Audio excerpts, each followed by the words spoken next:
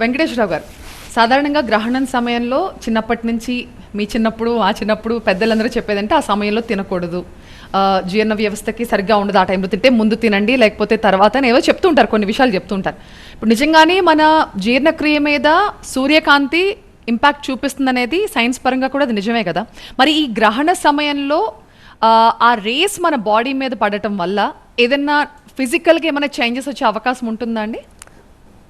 మీరు అడిగిన ప్రశ్న అనుభవంలో మనం చూసిందే. ఎందుకంటే ఎలాంటి ఫుడ్ కూడా గ్రహణం టైంలో తినొద్దు అంటారు. కానీ సైంటిఫిక్గా ఇవాళ తెలుసుకున్న తర్వాత ఎట్టి పరిస్థితుల్లో కూడా మన డైజెస్టివ్ సిస్టమ్ మీద ఈ గ్రహణాల ప్రభావం ఏదీ ఉండదు. కాబట్టి మనం యాజ్ యూజువల్గా తినే అవకాశం పూర్తిగా ఉంది. డైజెషన్కి కూడా ఎలాంటి ఇబ్బంది లేదు.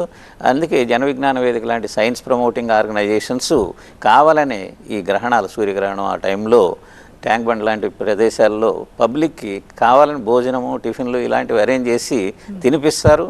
అట్లాగే ప్రెగ్నెంట్ లేడీస్ని కూడా తీసుకొచ్చి అక్కడ ఎలాంటి మీకు ఇబ్బందులు రావు అనే విషయాన్ని రుజువు చేయడం కోసం సైన్స్తో ప్రూవ్ అయింది కాబట్టి వాళ్ళు చేస్తున్నారు.